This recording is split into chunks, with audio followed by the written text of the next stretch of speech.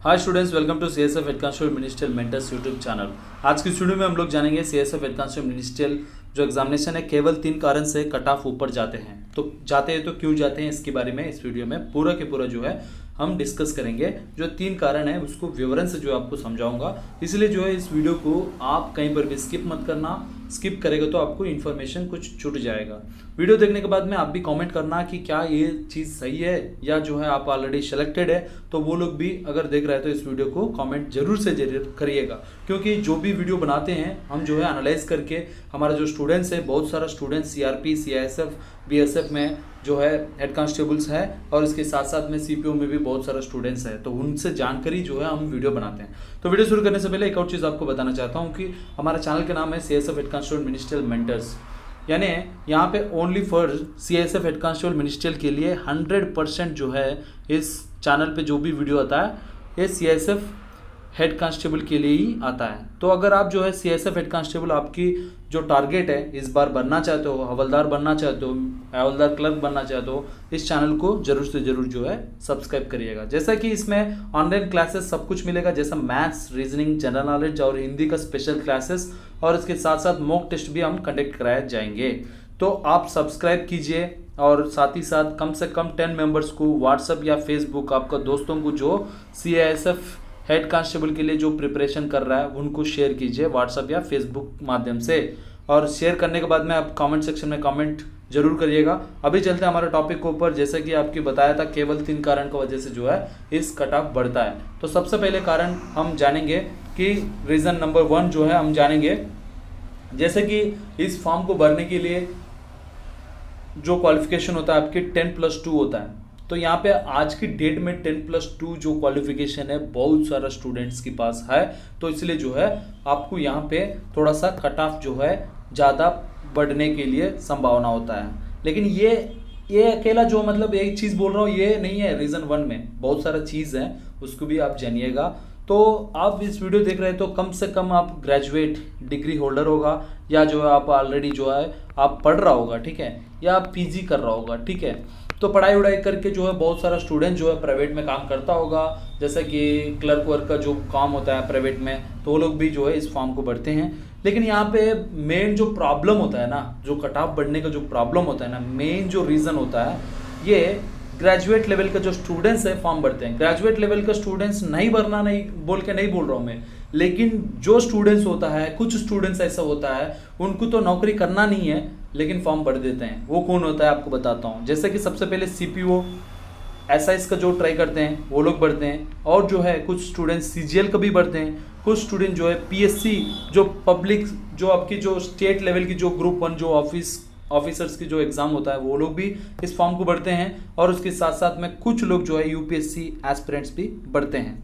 तो ये जो स्टूडेंट्स है, अगर मान लो 10+2 जो लेवल के एग्ज़ाम के लिए आप ग्रेजुएट है, ग्रेजुएशन करके आप जो है सीपीओ, सीजीएल और उसके बाद में पीएससी और यूपीएससी का जो लेवल का एग्जामिनेशन पढ़ रहे हो, तो आप इस जॉब के लिए फॉर्म भरने की ज़रूरत नहीं है। तो अगर आप भरते हो, अगर आपकी नौकरी आता है, तो आप जो है इस नौकरी में ज्वाइन कीजिए। ज्वाइन करने के बाद में आपका फ्यूचर होता है। बहुत सारा स्टूडेंट्स अगर आप देख रहे हो तो एचसीएम बन जाता है, उसके बाद में रिज़ाइन कर लेते हैं, ठीक है, रिज़ाइन कर लेते हैं। क्यों कर लेते हैं? क्योंकि उनको ये नौकरी करना नहीं है, लेकिन दूसरा का जो ज़रूरत है, ईगरली वेट कर रहा है, भाई ये हेड कांस्टेबल मिनिस्ट्रियल बनना चाहते हैं, वो जो है नहीं बन पाता है इनकी वजह से, ठीक है। तो प्लीज़ आप लोग ऐसा फॉर्म मत भरिएगा। और एक और चीज़ आपको बताते हैं, ठीक है, इसकी जो कट ऑफ जो बढ़ने के लिए एक और चीज़ आपको बताते हैं, हाइट जो है कम मांगता है यहाँ पे, हाइट जो है कम मांगता है, तो इसलिए जो है हाइट कम वाला भी यहाँ पे आ जाता है। फिजिकल नहीं होता है,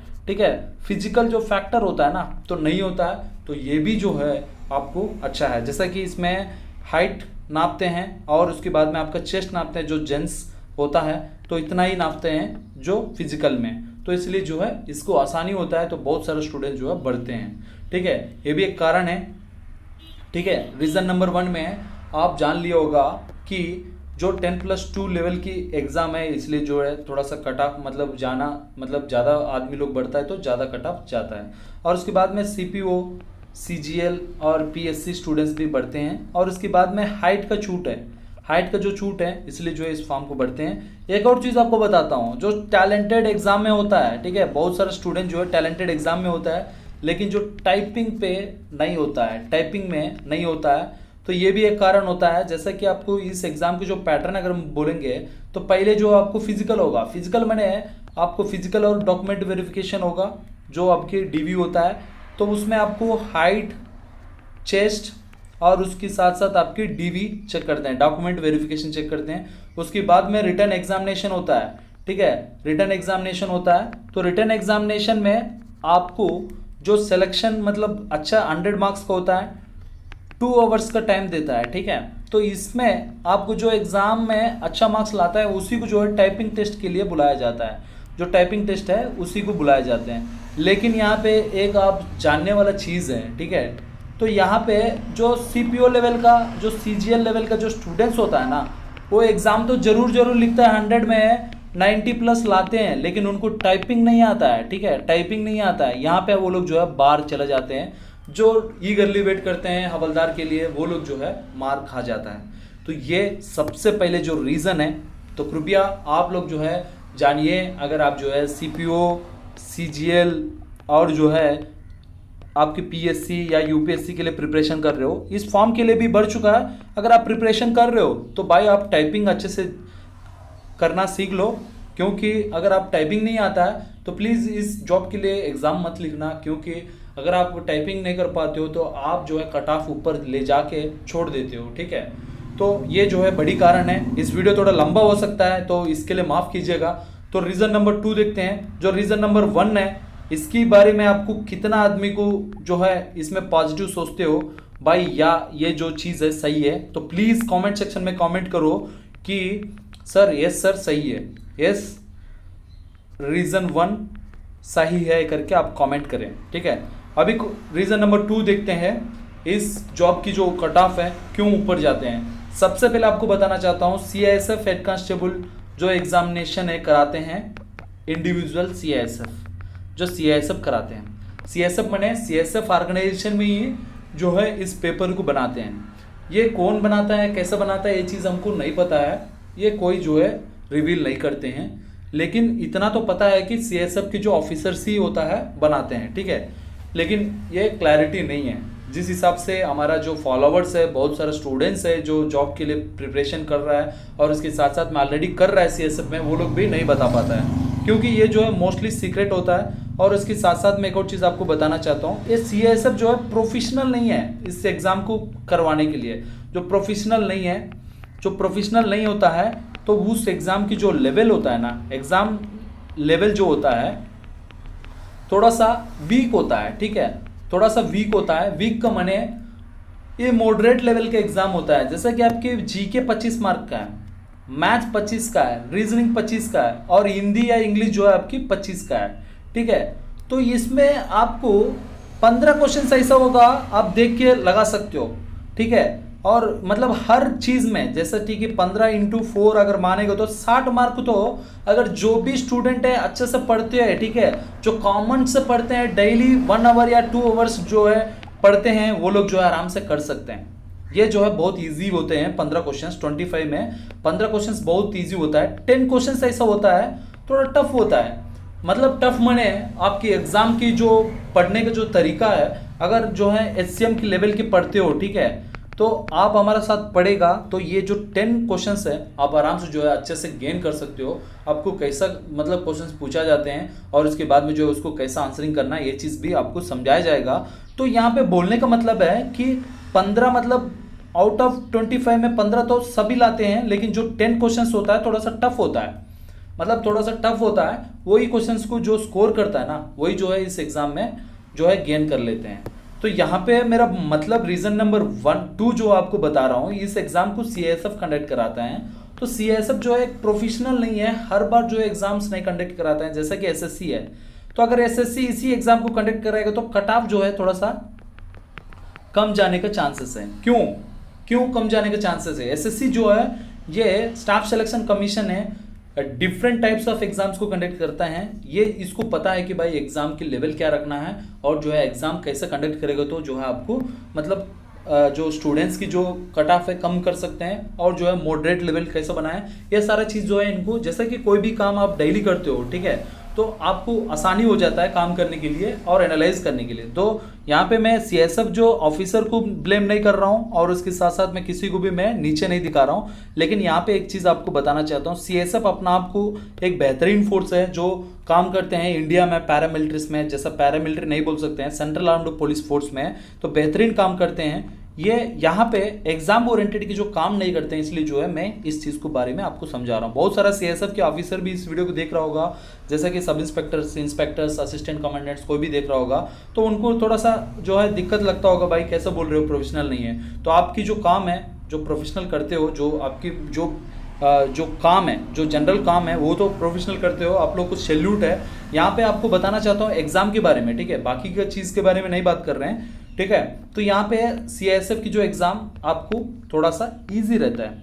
इजी इसलिए भी रखता है, मैं एक और चीज़ आपको बताता हूँ, जो देख रहा है इस रीजन 2 को, इजी इसलिए भी रखता है, इनको एग्जाम लिख कर कोई पढ़ाने नहीं जाना है और उसके साथ साथ में कोई जो है ये चीज़ नहीं करना है कि बहुत सारा जो है सभी को समझाने का कोई काम नहीं है यहाँ पे, ठीक है। यहाँ पे आपको हेड कांस्टेबल मिनिस्ट्रियल का कंप्लीटली ऑफिस वर्क है, ऑफिस वर्क है। तो ऑफिस की जो काम होता है, ठीक है, ऑफिस की जो काम होता है टाइपिंग से रिलेटेड होता है, ठीक है, टाइपिंग से, हैंड राइटिंग से, ये सारा चीज़ से रिलेटेड होता है। तो आपको जो टाइपिंग जो मेन रीज़न है इस एग्ज़ाम की जो इजी रहने के लिए, मतलब जो एकदम जो है इस एग्ज़ाम थोड़ा सा हल्का रखने का जो कारण होता है, इसको टाइपिंग का रीज़न होता है, ठीक है। जो टाइपिंग इनको ज़रूरी है, लेकिन इसको जो स्टूडेंट्स को फिल्टर करने के लिए ये जो एग्ज़ाम है रखा जाता है 100 मार्क्स का।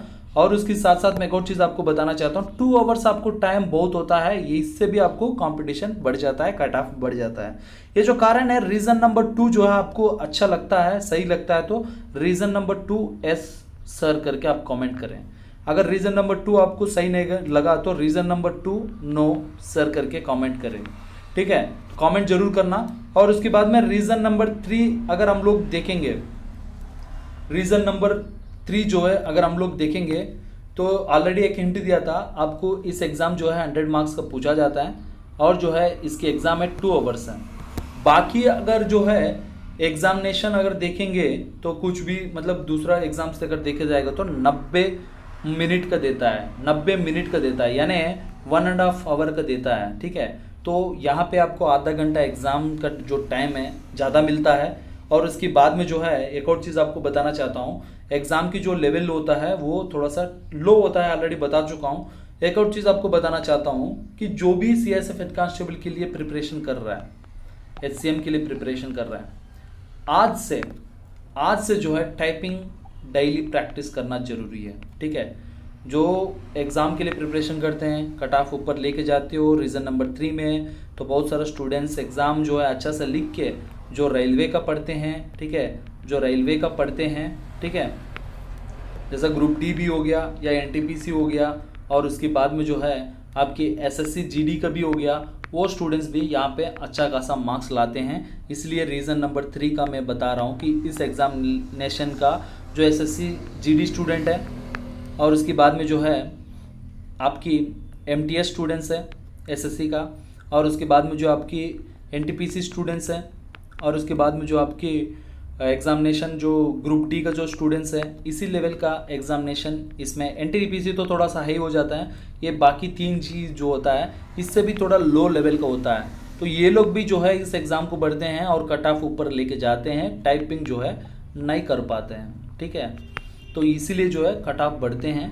तो कट ऑफ का अगर स्पेशल एक वीडियो चाहिए, ठीक है, स्पेशल एक वीडियो चाहिए तो प्लीज़ कमेंट सेक्शन में कमेंट करें।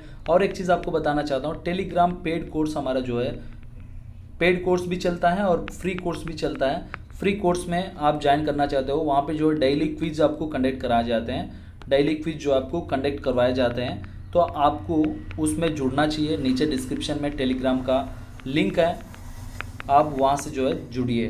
तो आज की वीडियो कैसा लगा इस चीज़ के बारे में कमेंट सेक्शन में कमेंट जरूर करिएगा। और उसके बाद में जो है आपको किसी भी चीज़ का डाउट्स अगर है तो प्लीज़ जो है आप कमेंट सेक्शन में कमेंट करें। फिर मिलते हैं एक और नए वीडियो के साथ।